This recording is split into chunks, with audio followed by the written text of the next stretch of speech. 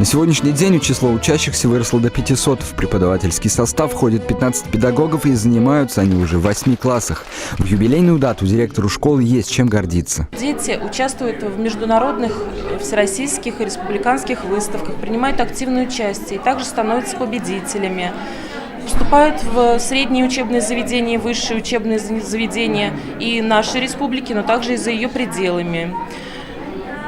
Ну и хочется пожелать всем творческих успехов. Приходите к нам в школу. Мы будем рады вас видеть в нашей школе. За время существования детской школы искусств в ней образовались декоративно-прикладное отделение, живописное, отделение резьбы по дереву и отделение керамики. Результаты работы учеников сложились в одну большую выставку, которая называется «Нам 40 лет». Четвертая школа, она особенная, потому что вот этот дружный коллектив, он дает очень многое своим учащимся.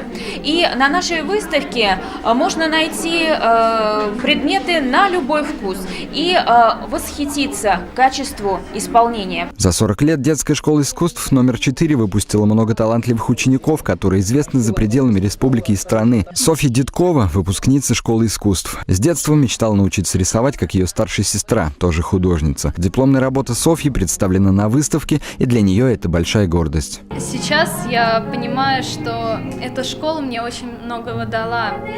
И я хочу поблагодарить свою классную руководительницу Асабову Ирину Геннадьевну, директора школы Скворцову Лилию Васильевну и всех преподавателей, которые там учат детей. Выставка «Нам 40 лет» будет работать до 1 марта. Любой желающий может прийти в музей и насладиться творчеством. Константин Курбатов, Владимир Ильин. Наши новости.